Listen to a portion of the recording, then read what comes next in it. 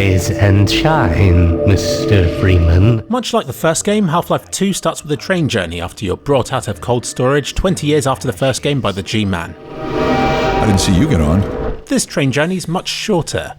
Then Gordon must traverse the station and the totalitarian rule that the Combine have over the citizens of City 17.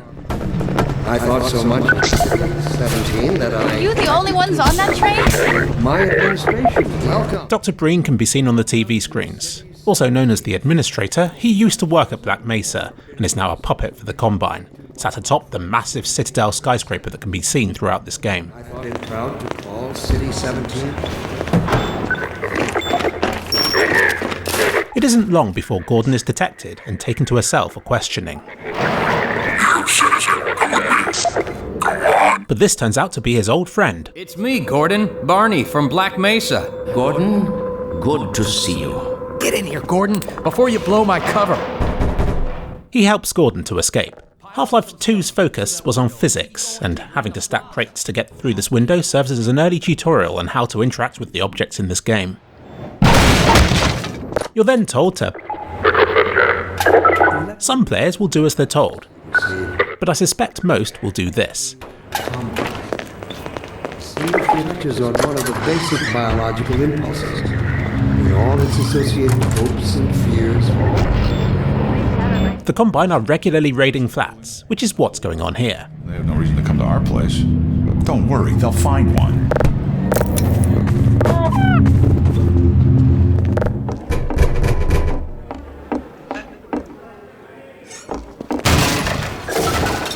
Oh, I thought you were a cop. He's one of us. Attention, detectives in your block. Hey, you! In here! Head for the roof! There's no time to lose! Here they come! Help! Run for your life! Civil protection! Will result in permanent off-world relocation. Get in here, quick! Keep moving! Head for the roof!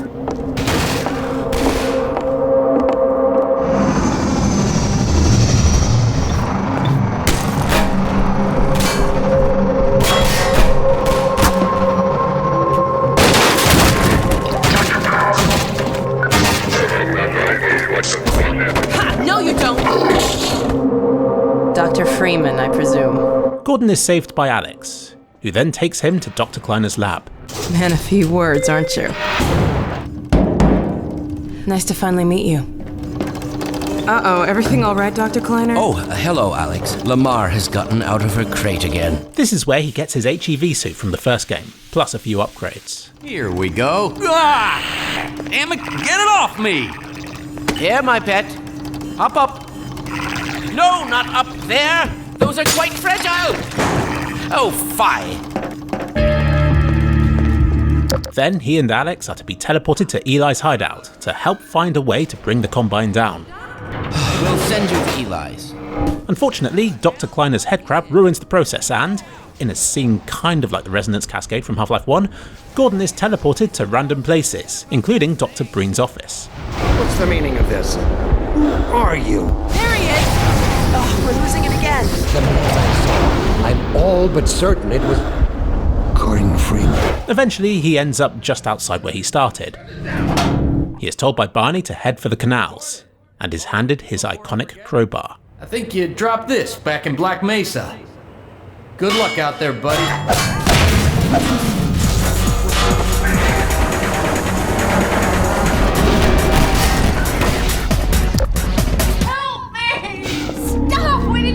It isn't long before he gets a pistol from the Combine, then he heads up to the train track, which he must fight his way along. He hops on the top of a train to reach a skeleton of a house, then crawls through some vents before fighting his way through a tunnel segment.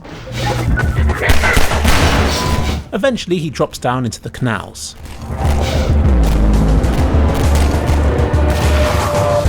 Inside this carriage he meets a member of the Resistance and a friendly Vortigund.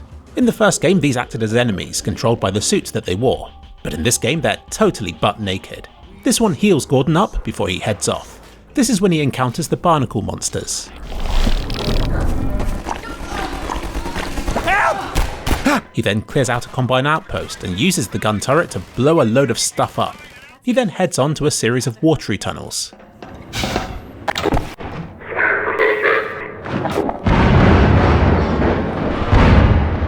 He fights his way through some dried up canals which are awfully similar to the ones we've seen in previews for Half-Life Alyx. And then goes underground into the sewers and faces increasing numbers of barnacles blocking the way, using physics objects to distract and to kill them.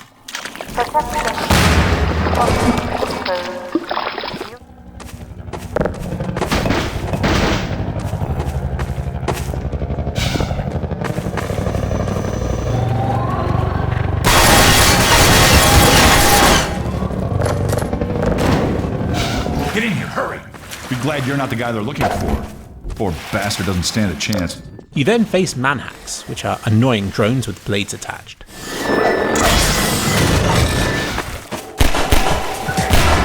You pick up the SMG and head further underground through water-filled passages.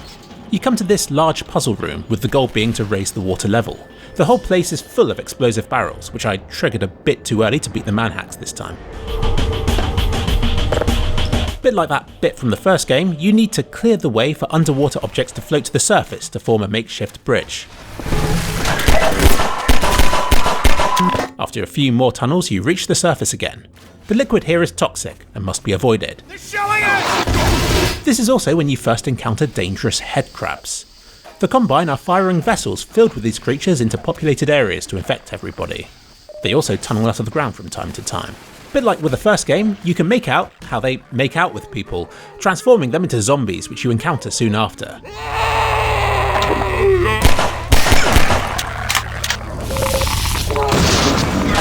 New for this game, they will toss objects at the player.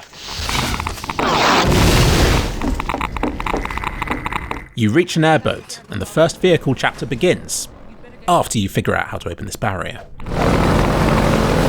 You spend a lot of this chapter piloting the airboat, performing increasingly elaborate manoeuvres, but can regularly get off to explore places along the river. Some of these are optional, like this red building, but exploring them rewards you with supplies. You can see the G-Man here, who, like in the first game, spends a large amount of time watching Gordon from high up places. A bit further on, you reach this puzzle, where you must place buoyant blue barrels in an underwater cage to raise a bridge for your airboat to fly over. Hopefully, from the ramps the player has already made it over to reach this point, they figure this out fairly quickly. Like I've said before, this game focused heavily on physics to enable puzzles and situations that hadn't been seen in games before. Gordon must then use the airboat to fight his way past numerous Combine groups, until he reaches this dead end. He must go on foot through a few warehouses to find a way of opening the gates. He can push this trailer for cover until he's in range of the gun turret. Turns out the only way to open these gates is to destroy them.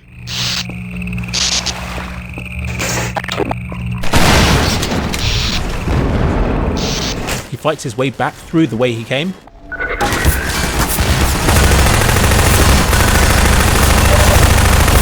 and continues along the canals again.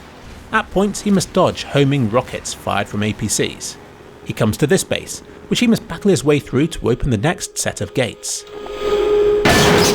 He gets the revolver here, a powerful pistol, but it takes time to reload and never has a lot of ammo. He must take cover from a gunship that harasses him throughout this segment. In my opinion, the first difficult fight of the game is in this warehouse, as several waves of enemies descend upon Gordon's position.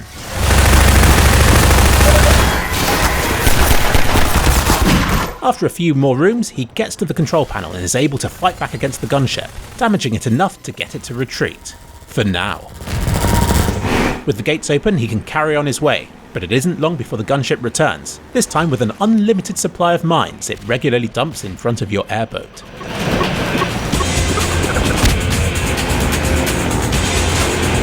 This is another physics puzzle, which involves getting to some kind of heavy kitchen appliance, which is used to pull a bridge up, enabling you to drive over it. You eventually make it to a station where you're briefed on what's up ahead while a Vortigaunt attaches a gun to your vehicle. This makes it a lot easier to kill enemies and to clear the way before you get there in the next airboat segment. You fight a few more APCs here, then open a way through on foot. Then you reach a large open area where you must defeat the helicopter. When it reaches low health, it begins dumping hundreds of mines all across the level, which makes it difficult to avoid them.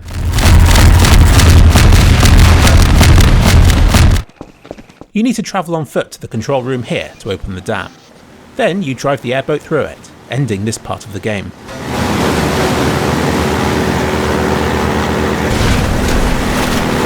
Finally, you arrive at Black Mesa East, which was the place you were trying to teleport to at the beginning. You meet Judith Mossman, a scientist from Black Mesa who works with Eli. She takes you down to see him. We've covered a lot of ground in the last few months, but this Axis, effectively a dimensional slingshot. Gordon Freeman.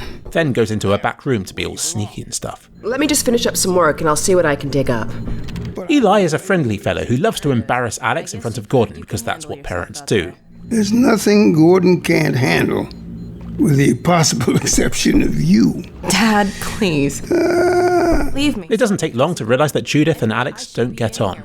Judith acts condescendingly and blames Alex for things. Someone misjudged the capacity of the Combine thyristor. Are you blaming me? No, not at all. In a bid to get away from her, Alex suggests to Gordon that they should go and play outside for a while. Let's go have some fun. The zero-point energy field manipulator is not a toy, Alex. You should hear her drone on about how it should have been her in the Black Mesa test chamber that day. On the way there, you come to a creepy corridor that's been sealed up. That's the old passage to Ravenholm. A town on the hill that got overrun by headcrabs. We don't go there anymore. As you go outside, so begins an iconic moment from the game. You can call it the zero-point energy field manipulator if you really want to. Half-Life 2 was all about physics, and a big part of it was the gravity gun, which she gives to Gordon in this chapter, which serves as an extended tutorial on how to use this device to pull and to throw things around. Now let me call Dog. He loves to play fetch. It's here you meet Dog, Alex's guardian and companion. Good doggy. You get to play fetch with it as Dog throws increasingly large things around. I somehow managed to get myself killed by Dog when he dropped a boulder on my head.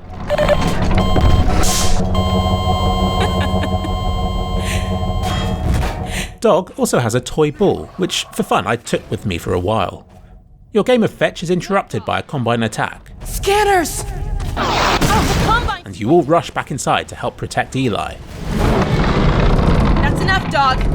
Sadly, a collapsed ceiling separates you from Alex, and you have no choice but to head to Ravenholm.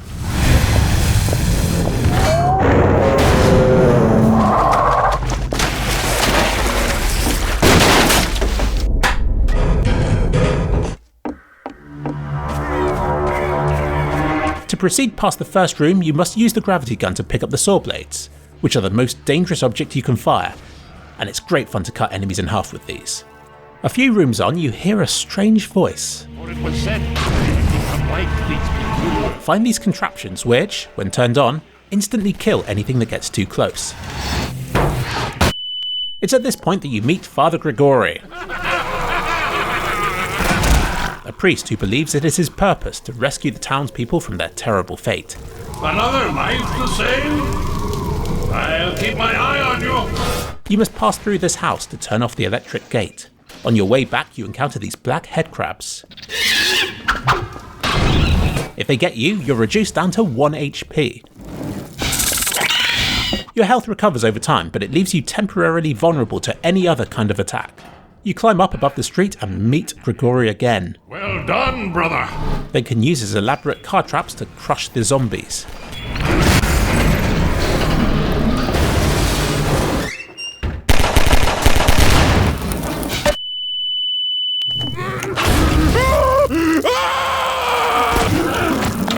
Although I've done this bit many times, I always get a bit lost in the street for a while. But climbing this ladder leads to a large building with plenty of saw blades, which are super effective when the zombies choose to line up for you. Out on this street, you meet the fast zombie for the first time. An agile, powerful enemy that I still don't like encountering. I have a more suitable Later on, Father Grigori gives you a shotgun. catch. This is one of my favourite weapons in the game and, unlike the one from the first game, remains accurate for quite a distance, just like shotguns actually do in real life.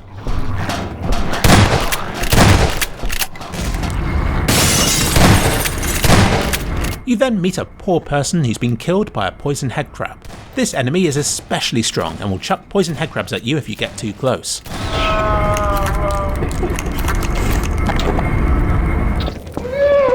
This street is another that I still get lost in. You've got to make it to this control panel to move the walkway into position. This bit of the game is made difficult by there being infinite spawning enemies. Once it's in position, you return through this area, only over the rooftops until you meet Father Grigori again, and the two of you battle against a wave of zombies. Seek the church? Mend your ways before it is too late. Finally, you reach this rooftop, and he sends a carriage up to you. At last! I will send the cart for you, brother. It will be but a moment. You've got to fight off a number of fast zombies while you wait. There's an achievement if you can get through this chapter using nothing but the gravity gun, and this roof segment is definitely the scariest for that. Finally, you meet the priest and the two of you battle your way through a graveyard against dozens and dozens of zombies. Be free, my child! Hurry while I hold the gate! Eventually, you part ways with him, leaving him to his fate. Farewell, brother! I fear I deliver you to a darker place.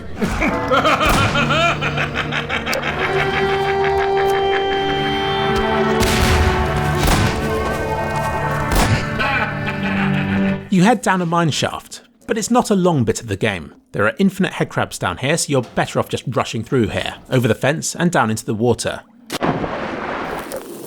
After a few submerged passages, you must head up this long hill. Activating this device will cut any enemy in two, but you've got to be careful as it's easy to get caught out by it yourself. Finally, you reach the surface, and dawn has arrived. You face a few snipers along the train tracks, the goal being to get close enough to lob a grenade into the window.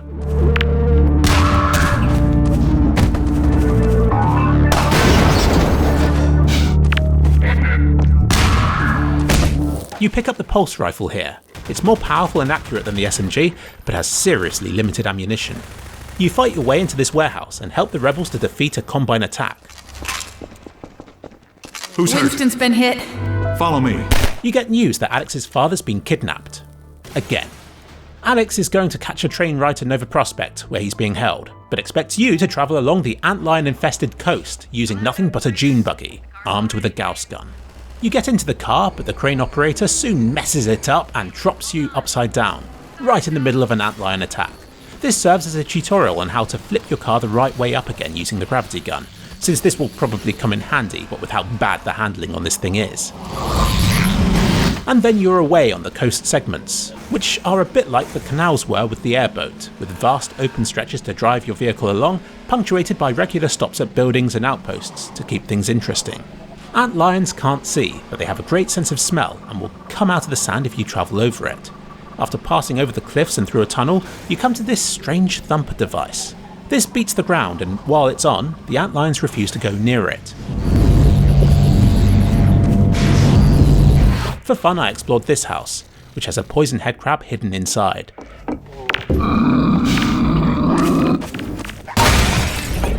The next building houses a few Combine.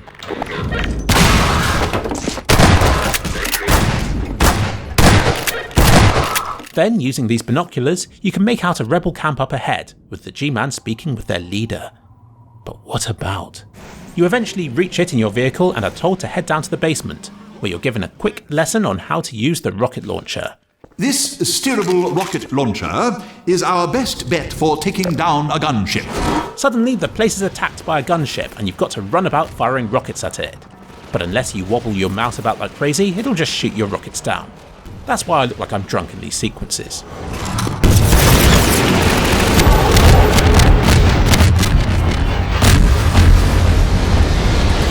Farewell. And please tell Dr. Vance that Colonel Cubbage regrets not having been able to rescue him in person. In return for helping them defeat it, they let you carry on your journey. You arrive at this bridge, which is one of the iconic places shown in several of the teaser videos for this game. I planned and perfected my attack on this place, and I'm proud to say I've still got it. I hop off the vehicle to activate the thumper to keep the antlions at bay, then deliberately get back into the vehicle to drive it just a bit closer to the crane. Then I launched an attack on the pier, replicating that incredibly wasteful rocket shot that was done in one of the teasers. Next, I climbed into the crane, used it to pick up my vehicle, which I then used to knock this bridge down and to ready it for the next part of the journey. I cleared this warehouse and opened the door, then set off in the buggy and crossed the bridge seen earlier on. The road soon gets blocked by a load of ruined vehicles, which is where I confront and eventually bring down the gunship.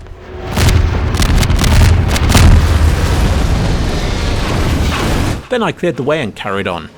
These electrified balls latch onto the car and make the steering even worse than it is already. Fortunately, the gravity gun can be used to tear them off again, and they make a satisfying explosion when dumped into the ocean. Then I had a nice long fight in this house. The Combine with the orange eyes wield shotguns and deal huge amounts of damage if they get close enough. Further on the coast, I found myself a crossbow. This fires heated shots that kill in one hit, but they take a while to reach their destination. If stood in front of walls, they'll pin enemies to them. There's a large force field stopping me from going any further, so I must clear the next area on foot. The Combine are using this APC to power the force field, so pushing it off into the sea disables it, letting me continue my journey.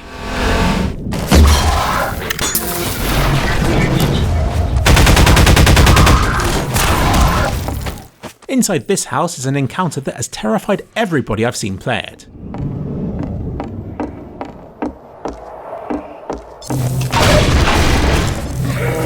It silently spawns a poison zombie behind you.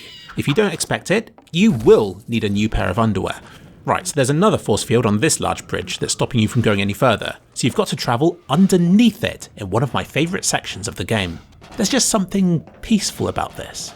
The sense of scale, the precarious drops, the relaxed pace of it all. It stood out to me at the time as being among the most memorable parts of the best game ever, and I still hold it in high regard.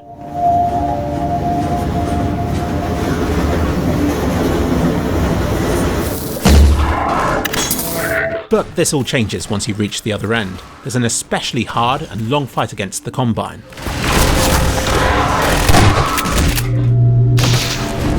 Don't forget to press this button. Too many people have forgotten and have gone all the way back, only to find they have to do this all over again. Those people end up not liking this bridge bit, which is a shame. To make your return more difficult is this gunship, which you have to dodge and hide from until you reach an unlimited cache of rockets midway along the bridge. Now you can pass over the top in your buggy. But suddenly...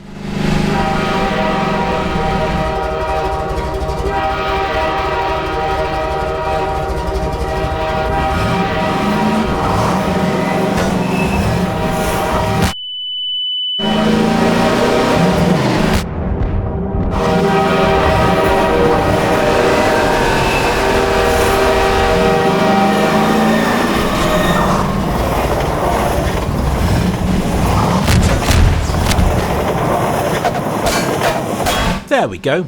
You drive on up into the tunnel, and with it, end the 7th chapter of the game.